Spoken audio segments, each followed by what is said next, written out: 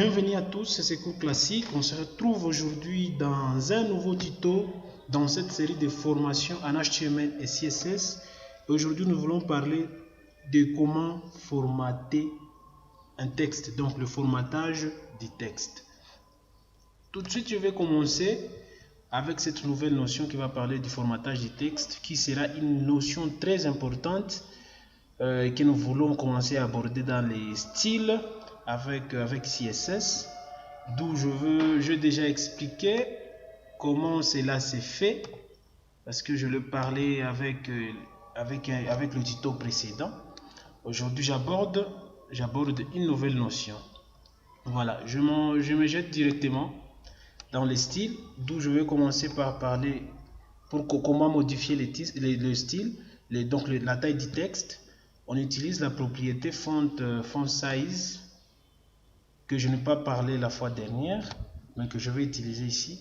La propriété indique la taille absolue, donc il y a des types de tailles. Il y a une taille absolue et une taille relative. Donc je vais commencer par montrer la taille absolue ou taille relative. Donc la taille absolue d'abord sera exprimée ou sera indiquée en pixels et en centimètres ou en millimètres. Cette méthode est très précise, mais il est conseillé de ne plus l'utiliser que si c'est absolument nécessaire, car on risque d'indiquer une taille trop petite pour certains lecteurs sur votre page. Et pour utiliser la taille relative en pourcentage, ou soit vous pouvez utiliser la lettre E et M en minuscule toujours, E et M comme ça, ou encore E et X. Donc ça, ce sont des tailles relatives que je suis en train de montrer. Je ne sais pas si je préparais un fichier où je pouvais expliquer. Non, je ne suis pas encore prêt. Je ne suis pas là.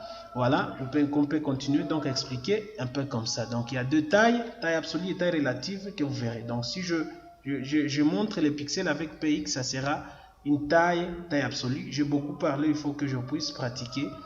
Avec le paragraphe que je m'aimerais donner une taille, par exemple, je vais donner H1, une taille. Je ne sais pas si j'ai un titre là-haut de H1. Voilà. J'ai H1 que j'aimerais appliquer du font size. Font size, c'est une propriété CSS qui va donner la taille. Par exemple, je vais donner 14 pixels, 13 pixels. Je vais exprimer la taille en pixels. J'enregistre, je vais à la racine de mon site pour démarrer l'index. Je me retrouve sur quoi? Vous voyez, la taille a diminué d'office, que si je pouvais laisser et ne rien exprimer. Par exemple, je fasse les 13 et j'enregistre. Vous allez voir ce que la taille fera. La taille fera, c'est là. Donc le titre, mon titre là que vous voyez. En fait, il y a plusieurs manières vraiment d'appliquer. Je peux appliquer ça aussi que je le peux. Mais il y a une valeur relative. Voilà, quand je voulais vous montrer, il y a quelque chose que je vais préparer pour vous. Il y a les valeurs relatives qui sont là. Nous avons X et S. Donc cette méthode est recommandée, car lorsque le texte s'adapte, alors il est plus facile de faire la préférence de tout le visiteur. Donc si j'utilise par exemple X et X, donc il y a plusieurs, je voulais dire, il y a plusieurs moyens d'indiquer une valeur relative. Vous pouvez par exemple écrire la taille avec les mots en anglais comme XX small pour le minuscule, X small pour des très petites tailles. Et pour les small aussi, c'est pour petit. Le médium, moyen, le large que vous voyez là, c'est pour le grand, le X large et très grand, et le XX large pour le gigantesque. D'où je vais appliquer, vous allez appliquer peut-être un peu plus tard. Moi, je vais peut-être prendre une seule propriété que je viendrai ajouter là-bas. Voilà, j'enregistre. Vous allez appliquer aussi ça lorsque vous serez en train de pratiquer. J'enregistre, vous voyez que c'est une taille vraiment qui est vraiment small. Et le small, je vous ai dit que c'est une petite taille. Si j'essayais un peu d'utiliser aussi une autre propriété que j'ai peut-être appelée medium, le medium que je dis que c'est une taille moyenne, que je vais peut-être venir appliquer ici. Vous verrez que vous allez essayer avec toutes les valeurs relatives un peu que je donne, et vous verrez ce que ça va donner. Voyez, Je vais enregistrer. Ça a donné ce que je viens de signaler, le médium. Voilà. Ce sont les valeurs relatives que je viens de signaler. Il ne faut pas vraiment oublier. Sinon, les larges aussi. Ce que j'ai signalé aussi, les larges. Oui, les larges est là. Vous allez essayer, vous allez pratiquer. Vous verrez ce que cela va donner. Donc, il y a des techniques par défaut que nous devons aussi utiliser. Comme qui dirait celui qui utilise les E et M. Souvent, il faut faire attention avec les nombres décimaux. Il faut mettre un point, voilà. Je peux venir là et dire la valeur en nombre décimaux, 1.3 M. Je dis qu'on devait représenter ça à M par exemple. Vous voyez ce que ça va donner aussi. Ça va donner une taille qui s'agrandit. Si vous écrivez plutôt le E, 1 plus 1 et M, donc le texte sera en normal. Sera en mode normal. 1 M, vous voyez, ça sera en normal. Si je dis 1 M, donc la taille sera vraiment du tout normal. Vous voyez, si j'utilisais au moins 1.3, c'est ce que je vais montrer là, ça va grossir. Si j'utilisais au moins une taille inférieure à 1, donc la taille sera réduite. Donc 1, ça sera normal, supérieur à 1 va grossir et inférieur à 1 sera, excusez, ça sera trop inférieur. On peut les représenter aussi en pourcentage si vous le voulez. Vous allez essayer, il faut même écrire 80%.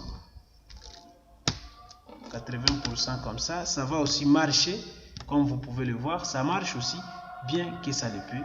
Vous pouvez utiliser même ça 80%. J'enregistre. Donc ce sont le valeur qu'on peut donner à nos propriétés. Vous voyez, ça fonctionne très bien. Alors, pour modifier la police qu'on utilise, il faut utiliser font family. Donc je viens là, j'utilise font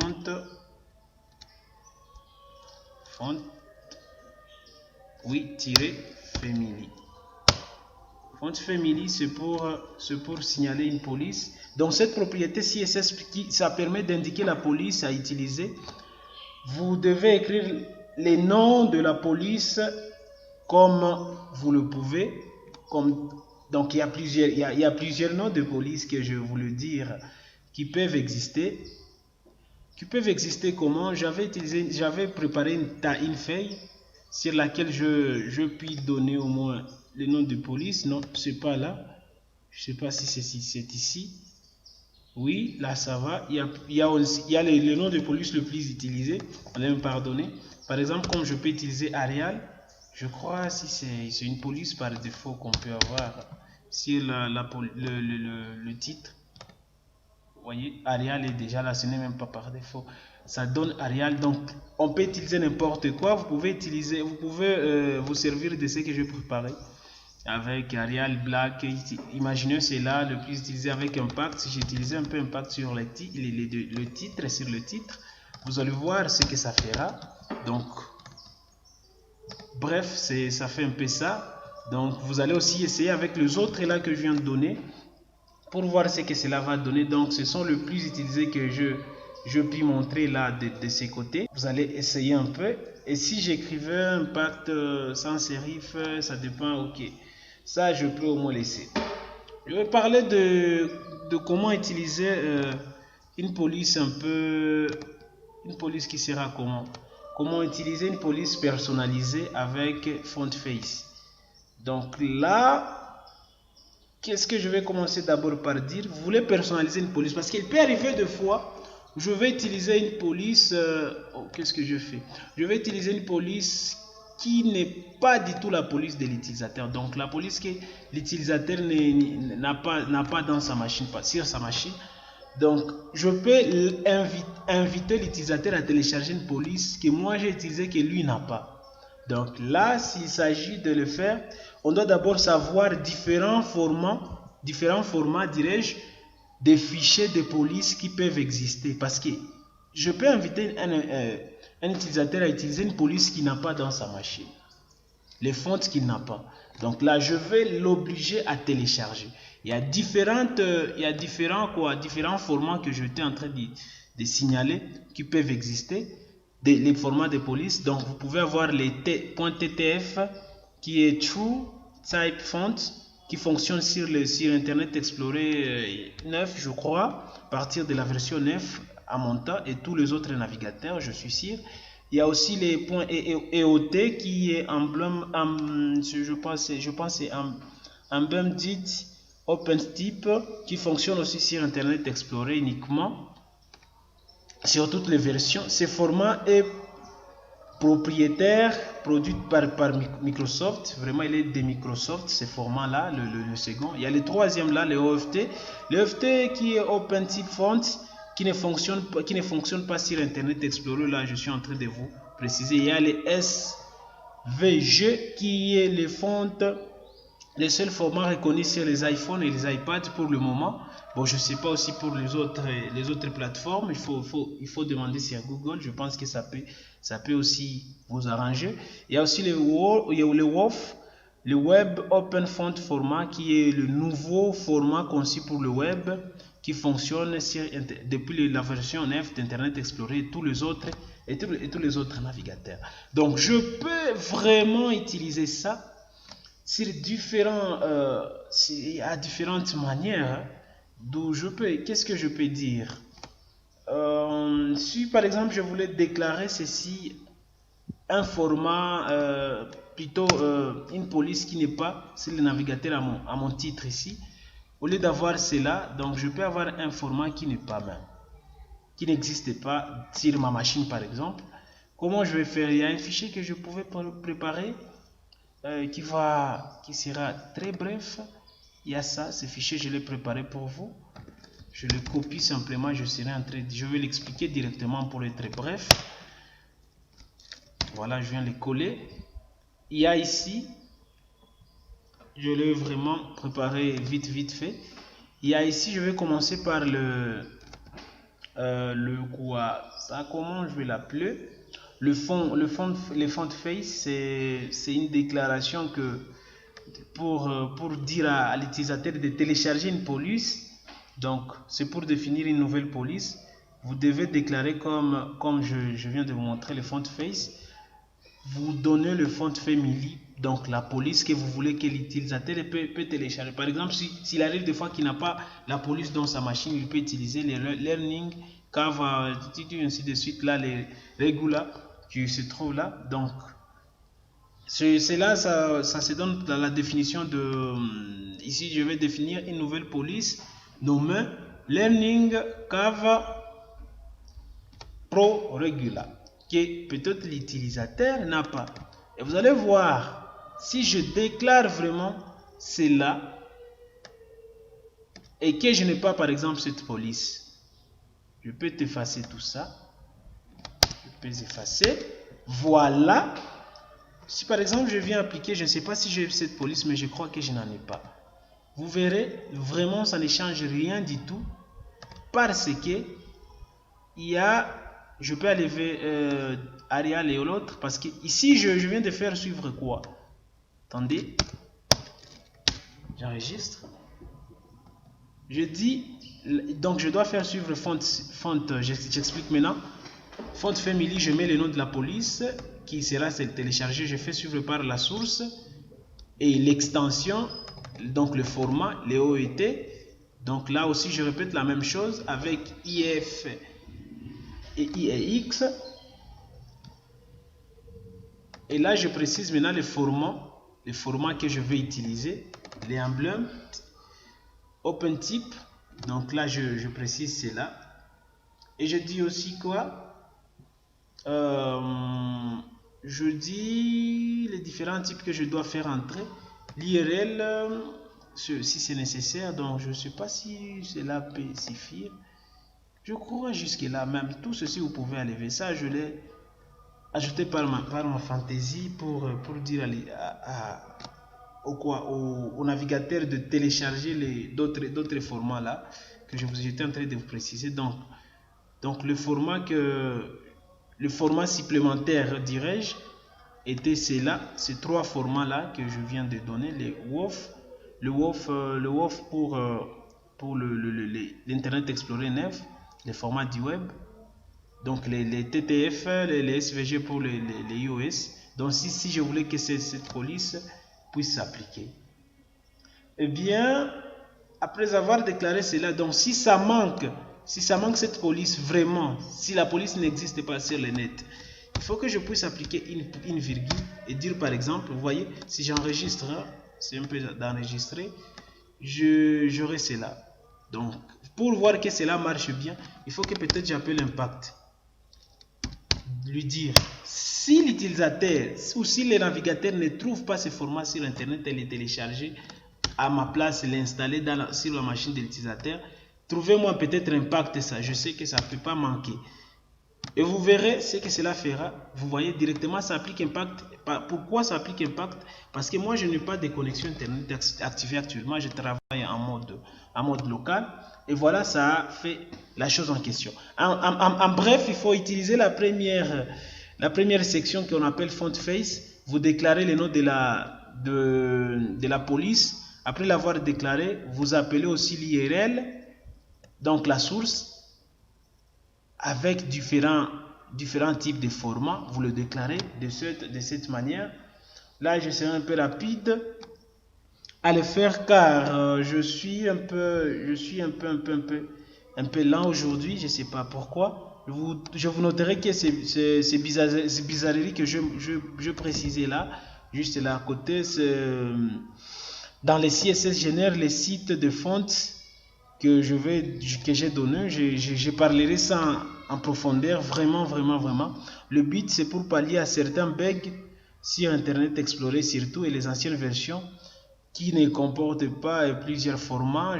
Ça, je parlerai un peu plus tard, les trucs là que j'ai donné un peu. Donc, vous pouvez même l'effacer si vous voulez, mais je pense que c'est trop essentiel. Si vous voulez utiliser l'italique, les grands et les soulignements, voilà, j'explique un peu vite.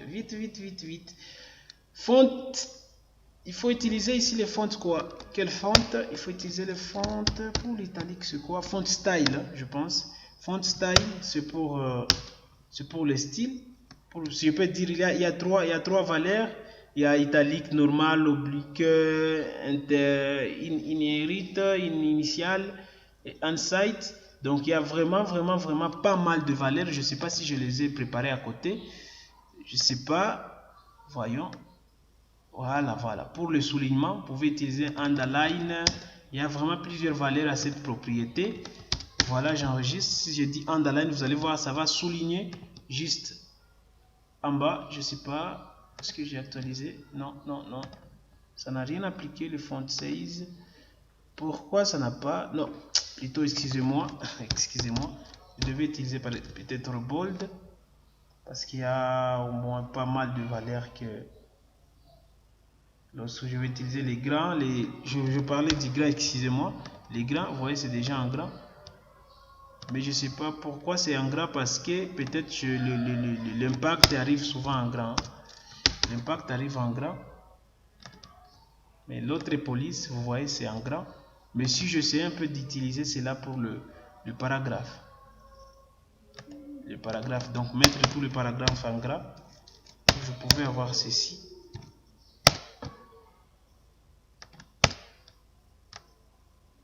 Voilà, je le font.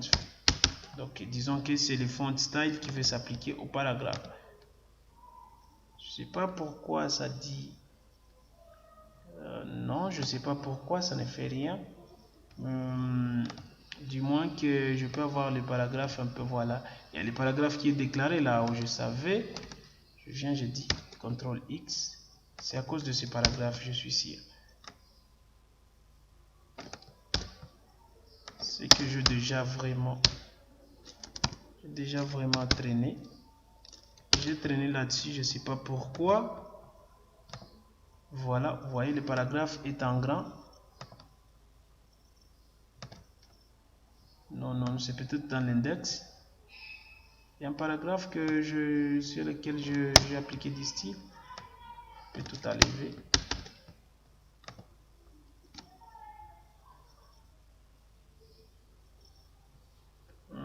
Ok.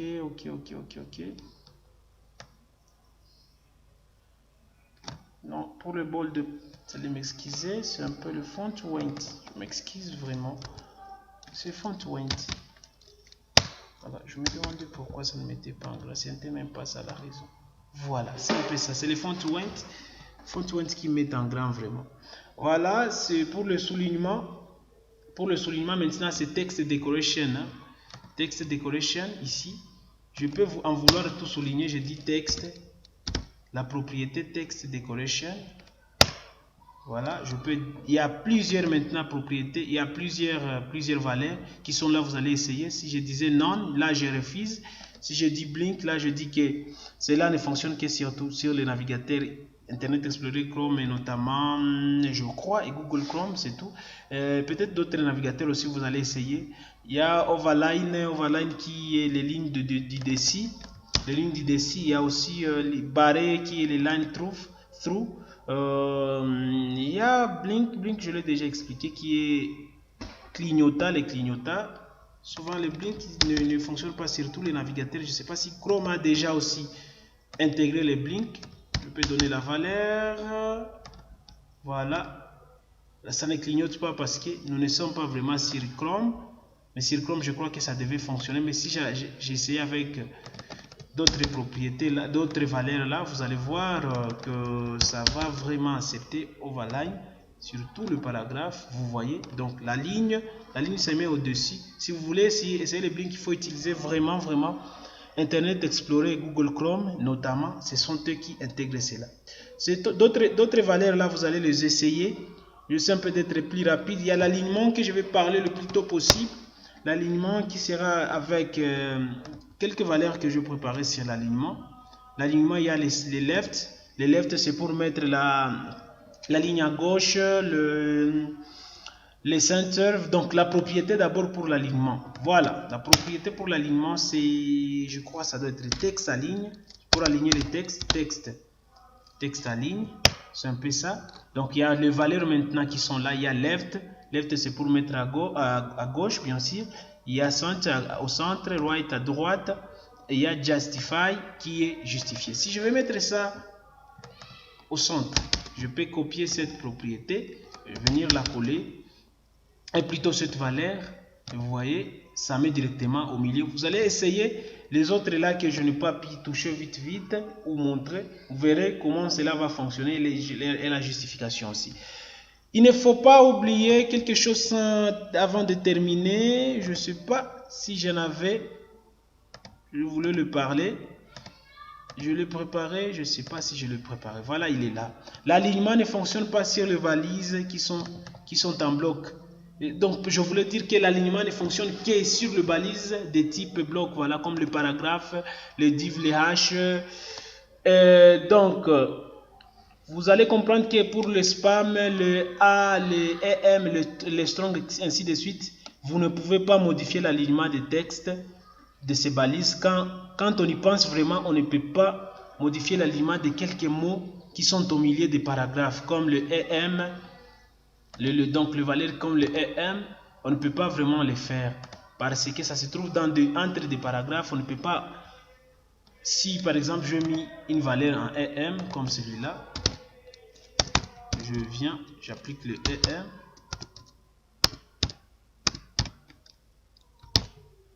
Donc, ça c'est un alignement du milieu. Je ne peux pas aligner cet élément. Je ne peux pas vraiment.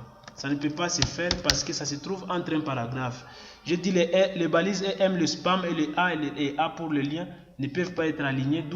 Tous doivent dépendre d'une balise qui les contienne. Je vais parler aussi du flottant, les flottants.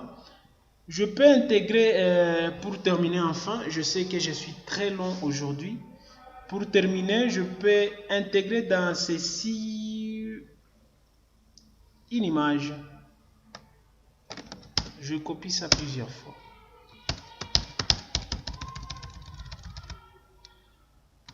Je copie ça plusieurs fois, je vais voir. Je termine avec cette notion vite. Je peux intégrer ici une image là-dessus, ou soit au début, dedans.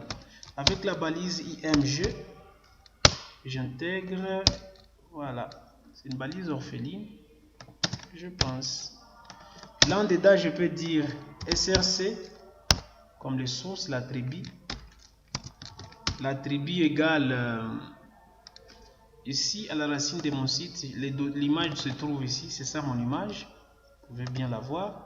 Ça se trouve, c'est cours classique avec son extension.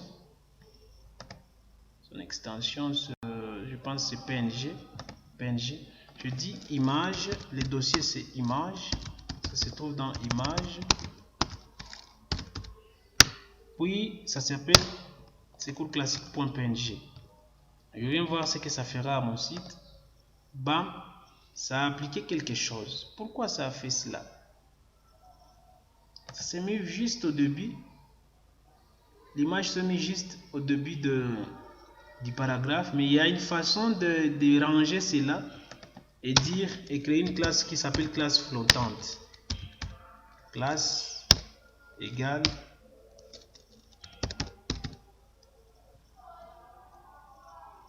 flottante image par exemple. L'image flottante, quel sera son rôle?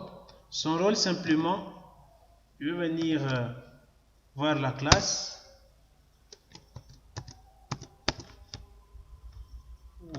Qu'est-ce que je fais?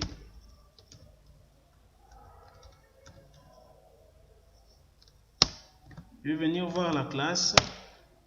S'appelle image nom. Je supplie les noms. S'appelle flottante image. C'est ça la classe, flottante image. Les points représentent la classe en CSS. Je dis float. Les floats, je le dis par exemple, je peux dire float à left. Vous allez voir là où ça va flotter. Donc à droite. Ça a flotté juste là, mais il y a quelque chose que je peux aussi dire après cela. Les floats, left, lorsque je dis left, donc ça dit que cette image là se met juste après, ça se met juste avant les textes, ce que je voulais dire avant les textes. Donc ça se met juste avant les textes ici, là où vous le voyez. Mais je peux donner certaines valeurs. À part les left, je peux dire right par exemple. Si je disais right,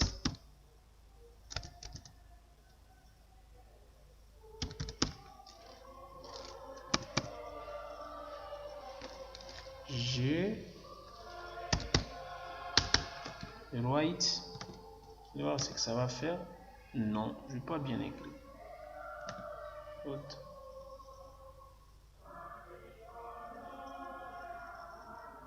Ce que j'ai enregistré ici.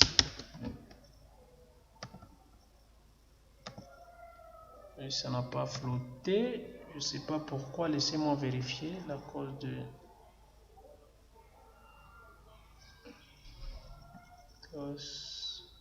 Il y a un et ici. Voilà, ça l'erreur. L'erreur c'est le i. Voilà, l'erreur se trouve là-bas. Vous voyez, ça flotte un peu à gauche. Donc je peux mettre une petite image au début. Et à part ça, il y a aussi le dessous. Donc je peux avoir deux paragraphes. Je dis quoi? Deux paragraphes. Le premier toujours là. Et le second. Je veux que ces paragraphes soient en dessous. Au lieu de faire le BN, je peux appeler ça dessous.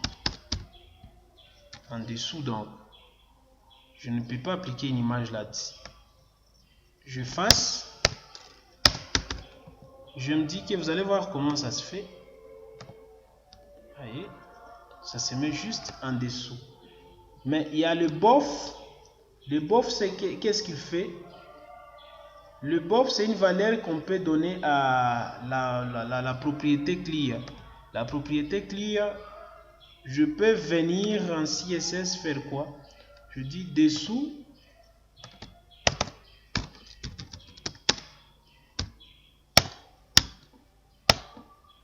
Je vais utiliser la propriété clear pour dire au paragraphe peut-être de se mettre en dessous. Je peux dire bof. Avec bof, là je peux m'imaginer que ça n'a rien changé. Oui, quelqu'un peut se dire cela. Quelqu'un peut se dire que mais ça n'a rien changé, mais il faut seulement comprendre, il faut peut-être comprendre pour simplifier. On va simplement utiliser tout le temps pour faire quoi? Voilà, en fait, les bofs là que je viens de vous montrer, vous pouvez vous dire, mais il n'y a pas d'importance là-dessus. Donc, pour simplifier, qu'est-ce que je vais vous dire? On va utiliser le temps, le clear. Clear là que vous voyez, bof qui marche après le float à gauche et après le float à droite. Cela fonctionne donc à tout le coup. Pour utiliser son fonctionnement, on va prendre le code HTML que je vous ai montré ici. Ce code HTML, qu'est-ce qu'il va faire?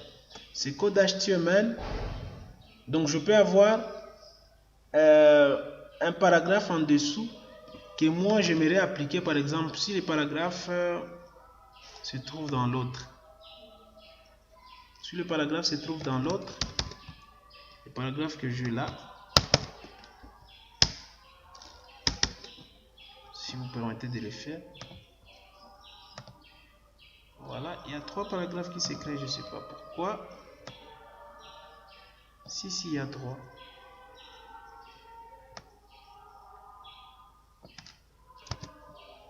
Si, il y a 3, donc en bref, qu'est-ce que je dirais? Je dirais que le bof que j'ai utilisé, lui simplement fait le même rôle que le BR.